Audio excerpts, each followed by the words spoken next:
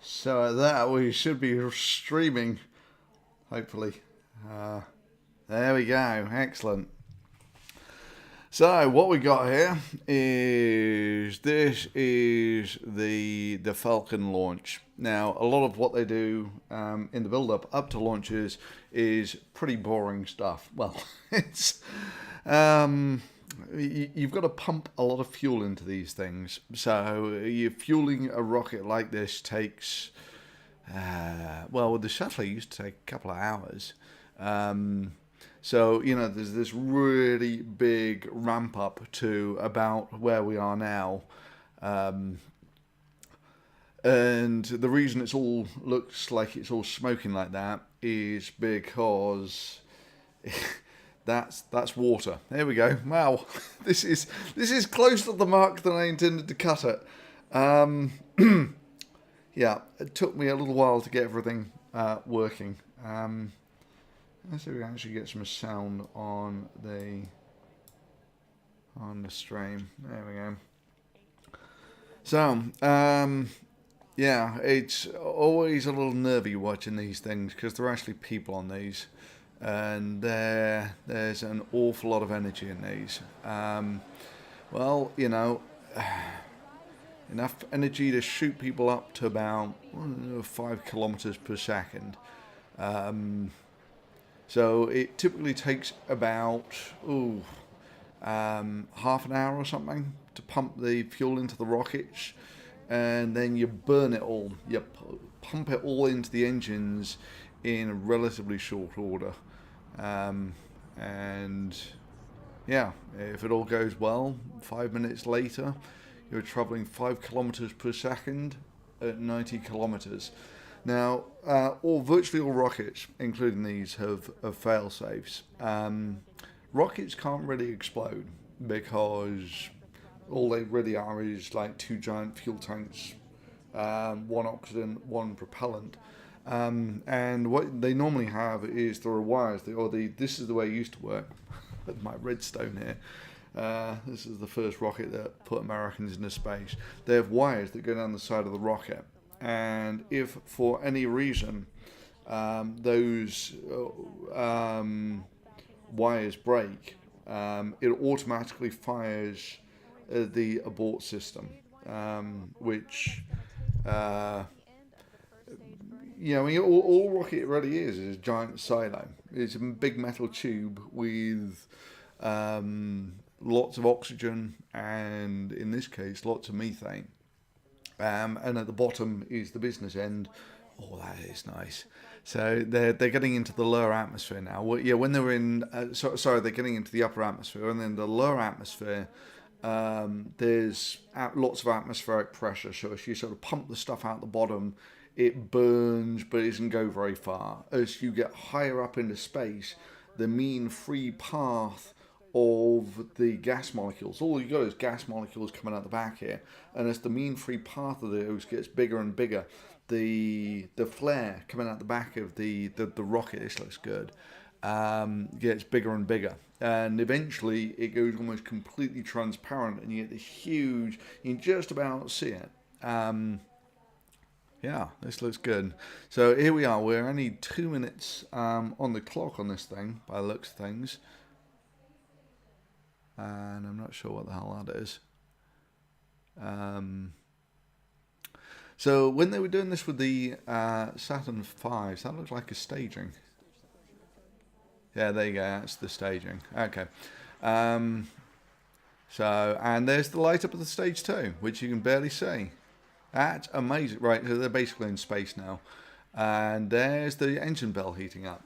So all of rocketry is this really fine balance that if that engine bell wasn't cooled, it melts in seconds, right? And usually the way that it works is, I don't know how it works with with these guys, but normally what you get is you actually pump the fuel. The fuel, the liquid oxygen's at minus 200, so you've got quite a lot of coolant in there, and you basically use that to stop the engine bells from melting. So obviously, if your fuel doesn't pump around there, your engine bell melts, which kind of sucks. Meanwhile, the second stage, I'm going to guess we've got the split cams here. So this one is obviously the second stage burning. That all looks pretty decent. This guy, I'm guessing, is falling back to Earth. So this is the one where they save a bit of the fuel to to stop the rocket from crashing into the ocean somewhere. This actually, these would look awesome on time lapse because, like we're saying, you barely see the flame now. Although it's obviously generating quite a lot of heat. So yeah, this is one of the reasons why I don't like. I've always wanted to watch a launch because they're apparently incredibly loud, incredibly bright, and incredibly impressive. But yeah, there's a degree more nervousness when there are actually people on these things, and even the best rocket safety is 90 something, high 90%. Now normally it's factored in that the failure is non. Even if the rocket fails, you don't lose the crew because the rocket can't really blow up because the oxidant and the fuel are in separate places and they only really blow up when they mix. So the best that you can really get happen is the rocket disintegrates. And so all you've got to do is give your capsule a little boost to get it all clear of everything. But so and there are all sorts of various sort of abort sequences like this that you can have. The one that was very different like this was the space shuttle, which is probably the shittiest design of any of the modern day spacecraft, in that there was no real abort. With rockets like this, if your capsule's on the top, it's very easy. You just sort of basically lift the capsule off the top.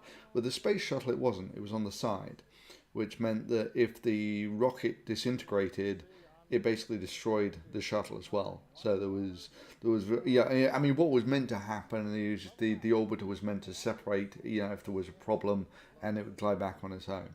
In reality, of course, all of these things are fairly fragile. They can barely hold themselves together, and if they start to disintegrate, they just go poof.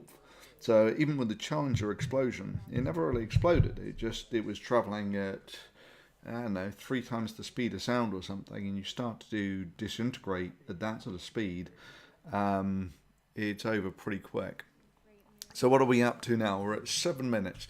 So 2 minutes was the first stage burn, which I guess on the Redstone would have been, I hadn't seen right, really. The Redstone was interesting. This was this is just about big enough to take one man up into. I'm not sure if the Redstones ever made it into orbit. They certainly took people into space. And the thing that's awesome about the Redstones is they were quite literally an elongated version of these guys.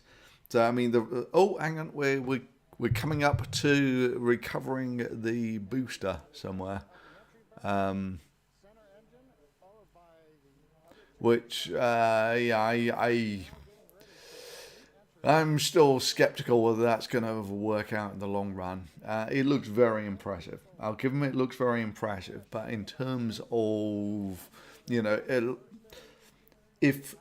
if it's your balls in the vice, right? If you're the one who is sat in the top, the one thing that means more to you than anything is reliability.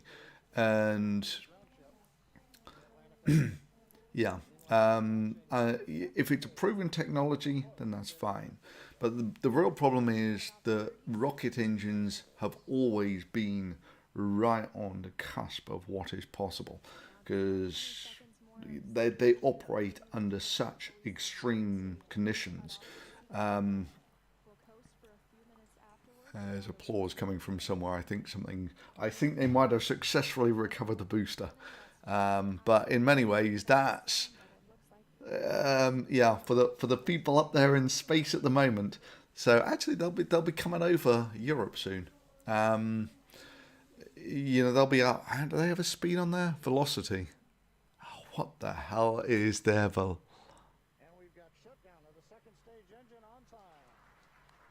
Is that meters per second? Okay. No, they only get up to about 4 kilometers. They must have some stupid unit for velocity. Just give me 1 second. I want to see if I can actually see what the unit velocity is. Kilometers per hour. Okay, right. So once you're up at this sort of speed, kilometers per second is fine, right? Because it comes down to sensible numbers. So I think something's happened with the second stage. Ah, they got it back. Good on them. Yeah. Yeah. I mean, recovering the rocket. The engines are they're most of the value of this thing. So yeah, and this was always the way that the space shuttle was sold as well. If we can recover the engines, well, why do we throw the engines away every time we run this thing? And that was part of the reason for the configuration of the space shuttle with the orbiter on the side. Is you needed the engines of the space shuttle to actually provide the thruster. So if you didn't have the orbiter on the side, you couldn't use its engines. You couldn't reuse the spacecraft. The problem was that in order to keep it human rated, they almost had to disassemble the engines completely every time that they actually flew the space shuttle. So in the end, it turned out to be basically as expensive as it would have been otherwise. Anyway, what I didn't really quite get around to telling you is the rocketry's not changed a lot since this guy. Even with this guy, if you take a look at the breakdown of it, it's 2 fuel tanks. Well, 1 fuel tank, 1 oxidizer. This was ethanol, ran on about 75% ethanol and hydrogen peroxide, fairly pure hydrogen peroxide. And rocket engines, it turns out, they take a huge amount of energy to run them because, I mean, all they really are is a giant fuel pump. You have to pump all of the fuel from this bit and this bit into the engine bell in, I forget what it was with these guys. It might have been just like a minute or something. Even with the ones which go to orbit, it's typically 2 minutes is how long you've got to pump all of that fuel into the engines to get yourself into orbit. So that requires a huge amount of energy, and almost the only thing with enough energy to run those is a sort of rocket engine. So with these, what they would do is they would decompose some of the hydrogen peroxide and they would use the exhaust gases from that. Someone's staging again by the looks of things. Excellent. You would decompose some of the hydrogen peroxide and you would use that to run the fuel pumps for the rest of it. And with the rocket engines here, you typically use some of the exhaust of the engines to actually run the fuel pumps because they take an astronomical amount of energy to run the fuel pumps. But yeah, so turns out that this guy and this guy, the Redstone, are basically the same rocket. The only difference is slightly bigger fuel tanks. And it's not true that they are the same. Rocket engines then and now. I mean, in principle, what they do is the same. But this is like sort of saying, car engines from the 19... whatever. Rocket engines, it turns out, takes a huge amount of money to design rocket engines. And so this is one of the ones you've got to give to SpaceX, is they did actually design a new rocket engine. They don't come along very often. There aren't, if you take a look at the entire repertoire of rocket engines that mankind has ever made, it's not that big. And yeah, so Elon Musk, he got this rocket engine that runs on methane and liquid oxygen. There you go. So this is where the space flight, the bit where this is where the guys on board. It's like, yeah, okay, you experience a few G's for a couple of minutes, and then after that, yeah, that's the bit where you can die, right? So that's the bit where there is there's not a lot you can do about it. If something does go wrong, uh, it's not like you can fly your way out of it or anything. The best you've got to hope for is the abort failure system works, and the emergency abort system works. But after that, space flight gets boring very quickly, right? So the one after the the Mercury was the Gemini, and with that, a lot of what they were trying to do with that was just prove that people could live in space for extended periods of time. Actually, I'll kill the audio on that now. So, in order to show that people could live in space for extended periods of time, what they did is they put two people in space for an extended period of time. So they basically just went around the Earth for 2 weeks. They just sat in something that is not that much bigger than you take an office chair and you get someone next to you in an office chair. That was Gemini, and they were like that for 2 weeks. And the reason they wanted the 2 weeks, of course, is to show that you could actually send people to the moon and back, and that there weren't some weird effects that you were going to get if you were in space for an extended period of time. And it turned out there weren't. But it is an absolute... The launch is exciting on all sorts of levels. You don't actually very often get that much explosive material together in one place. So you might remember the Beirut explosion, where it was 3,000 tons of ammonium nitrate. Turns out that's also about the same mass as the Saturn V, which I have one around here somewhere, but I won't get it quite yet. But yeah, so if the Saturn V blew up, that's roughly the sort of energy release you would be talking about. I don't actually know, but I am going to check it right now because I feel the need to. That what's the launch mass of the Falcon 9? There we go. And it can lift payloads up to 22 tons. It's got to be bigger than that.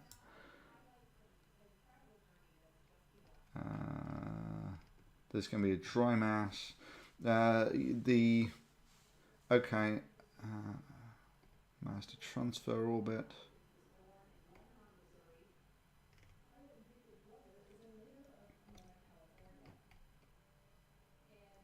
Mass, there we go, 500 tons. So the Falcon 9 there is 1/6 of the size of the Saturn V, which is actually still a very respectable machine. If just to put men into space is that's tip of the hat stuff. That's not easy. Anyway, but it looks like our guys have gotten up safely. So, yeah, for me, this is probably the main reason why I don't like watching launches with people in. There's a sort of almost coronavirus element to it in that almost everyone who does get in one of these rockets is going to live, but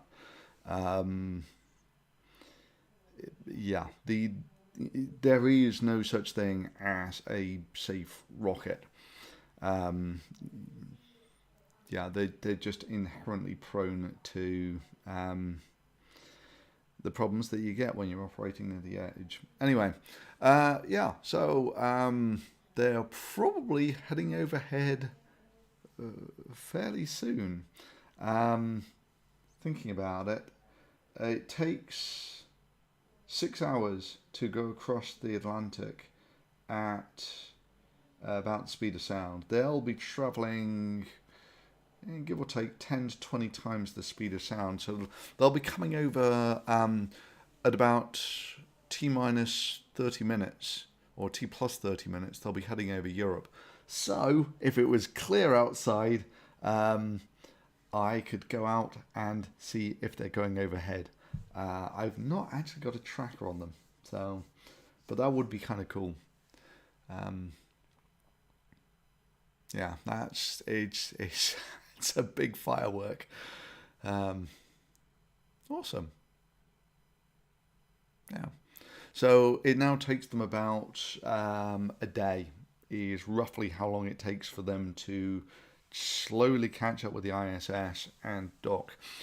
Interestingly enough, when Gemini did a similar sort of thing 50 years ago, there were the guys who were stuck in space for 2 weeks, and apparently it stank in the capsule afterwards.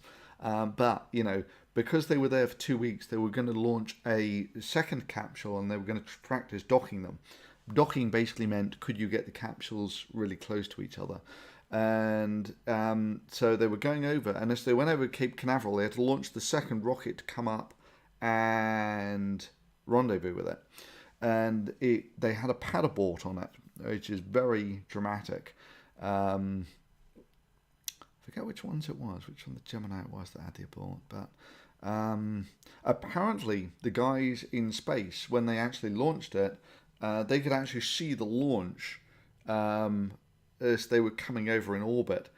And yeah, you get up most of the way in 5 minutes. After that, it's just the real slow process of docking. Right, so I'm going to answer some questions. Coronavirus update. Yeah, I'll do a coronavirus update soon. It is an absolute disaster in America. It's over 150,000 cases, I think, at the moment. So actually, let's just quickly do that.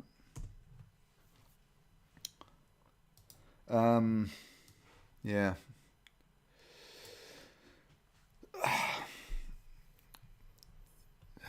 So America is... There was a moment when it looked like America would be overtaken by India. They got within about 500,000. Now America is just rocketing away from India. In terms of total deaths, there are about a quarter of the deaths in the world. Yeah, this could... it's already up to 150,000.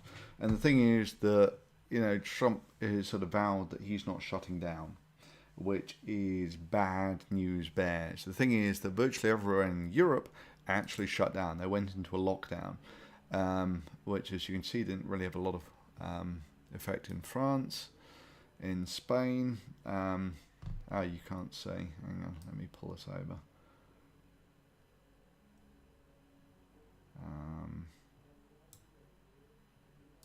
Oh, it's because it's locked off on the window. Hang on. I'm sorry, I'm having a boomer moment.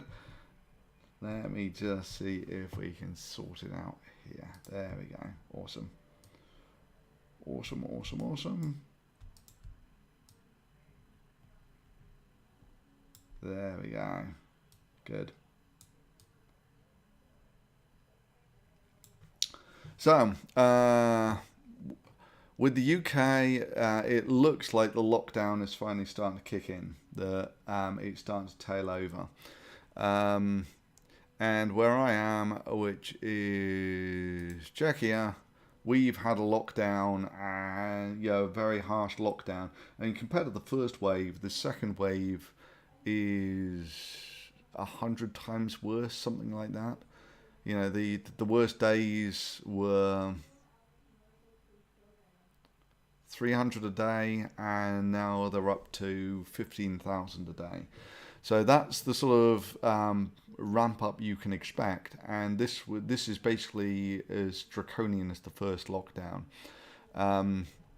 And this actually looks fairly promising. Had a lot of people die in the second wave. Another thing that you should always bear in mind, of course, is the detection on the first wave was probably 5 times worse than the detection on the second wave. I can go over that sometime and show you why that is probably true. But this is kind of the way it is going to cross all of Europe at the moment. Is everyone's having lockdowns, and because of those, it's starting to kick in. But in America, there is no signs that anyone is even remotely entertaining ideas like that.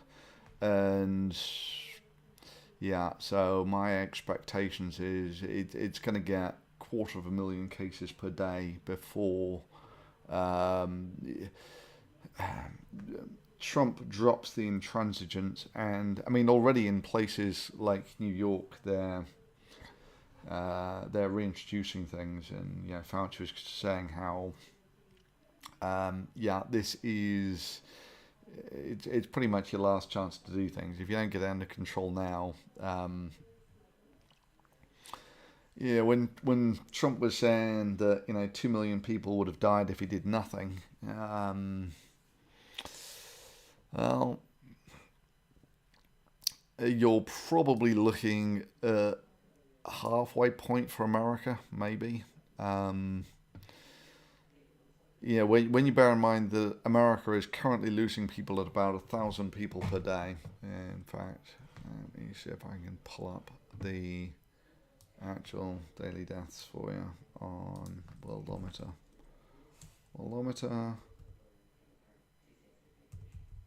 Actually, let's start with the UK. There we go. So for a long time with the UK, people were saying, look, the cases have gone way up, but there's been no increase in the deaths. And for a long time it was true that the deaths really weren't rising. But now, this is comparable to the first wave now, within maybe a factor of 2. Apart from, you can see that the half-life in this thing's probably going to be most of winter. So in terms of total deaths, you're probably halfway for the UK, which means you can probably double that. And if we come to the US,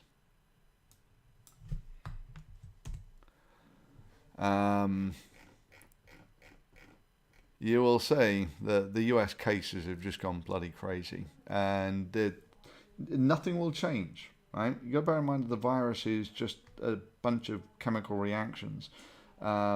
It's not going to stop unless you actually take some sort of actions to stop it. And if you take a look at the deaths look like they're kind of constant, but you can actually start to see the ramp up. This is about where the UK was.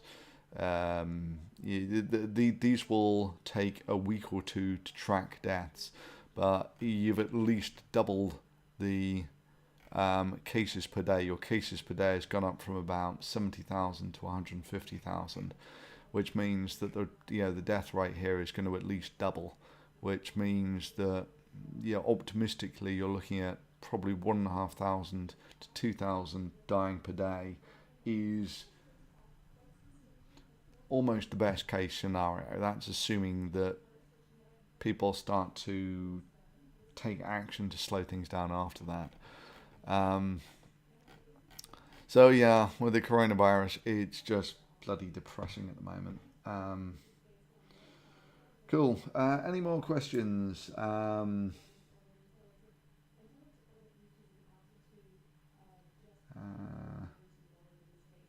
The launch of what? The launch of the Dragon capsule, who I have to applaud for getting people safely into orbit, because Yeah, I mean, Elon Musk might be a bullshit merchant, but that's not what's being done there isn't easy. And admittedly, a lot of the actual design wasn't, he was just the CEO. But yeah, nonetheless, it is still an achievement to pull that off. Uh, any more questions? Please debunk Arca Space. They have the same record as Hyperloop on Promises. Okay, I'll take a look at Arca Space. And if no one's seen it yet, you have to watch the spitting image thing about the billionaires going to Mars because it's funny. Thoughts on the Artemis program? I don't even know what the Artemis program is. Although there have been so many bogus promises about space. The one that springs immediately to mind is Mars One, where they were promising to basically be launching people to Mars in 2 years' time, which is that's not happening.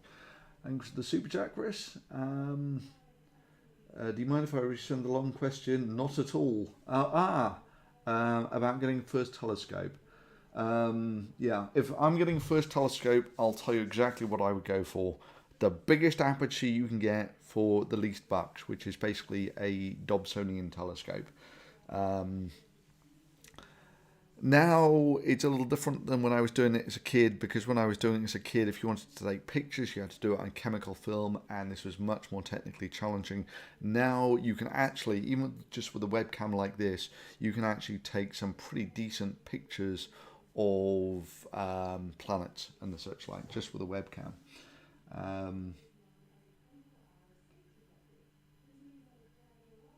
Oh, a launch.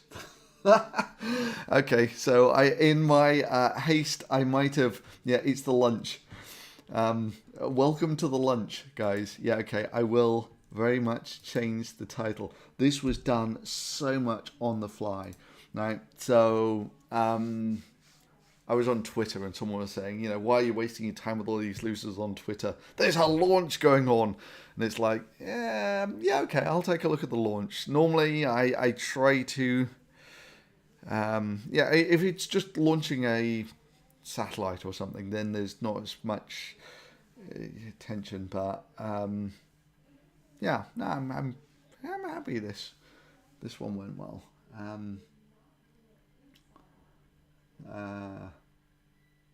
Okay, we have the correct title. What deep sky astrophotography camera do I use? So me, currently, I just use a Canon 60D, which is might even be out of production at the moment, but all you really need is a nice big sensor.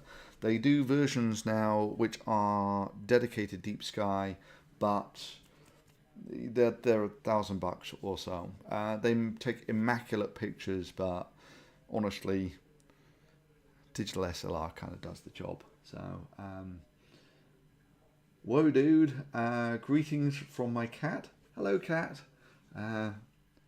And enjoy the day, night, evening, and to you too and your cat, sir. Don't know if you've spoken about inoculations. Right. So the only really promising news to come out with the coronavirus is the prospect of a vaccine, which is 90% effective. Still not a done deal at that, but I mean, normally vaccines are nowhere near that effective. They are more. They reduce the. It's like having a load of your population infected. It's a shortcut for that. And normally you only expect maybe 30-50% of people who you vaccinate to become immune, because it can be fairly variable like that.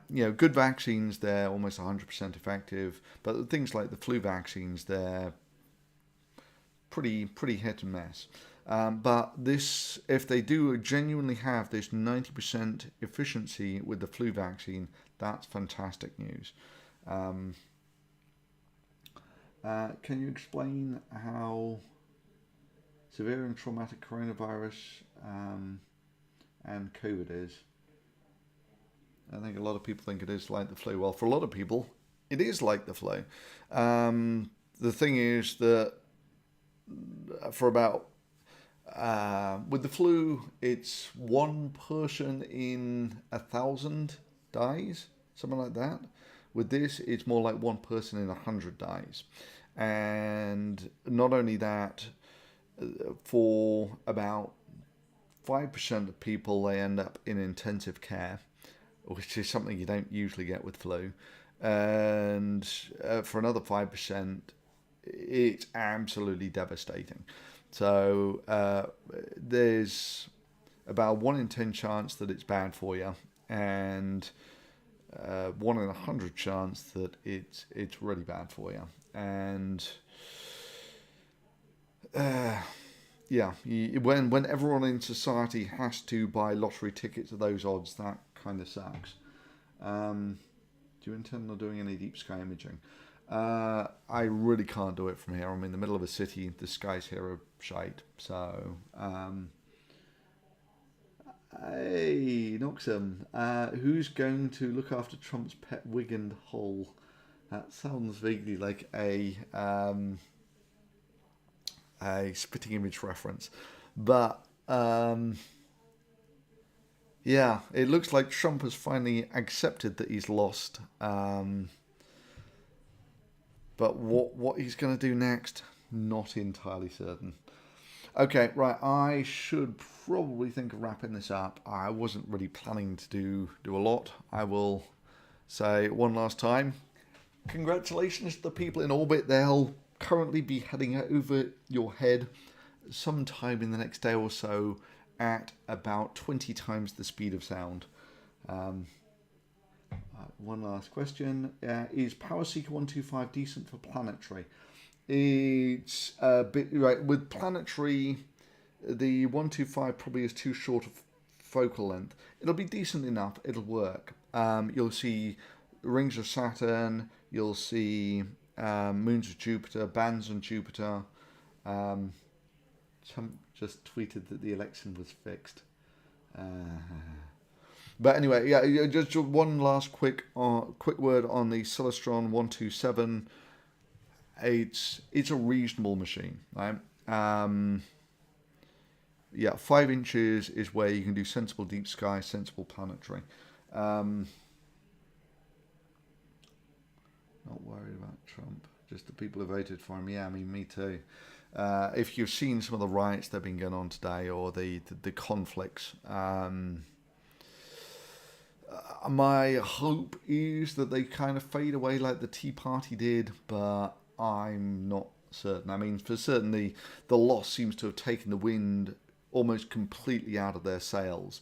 Whereas Trump before would have these rallies of lots of enthusiastic people, now it's like they can just about scratch together a enthusiastic group-ish. But the thing is, now all the sort of moderate people have gone. It's just complete crazies who are left. So anyway, I will leave it at that. I will wish you a pleasant evening. Pleasant evening to the guys up in space. And I will see you next time. Many thanks for watching.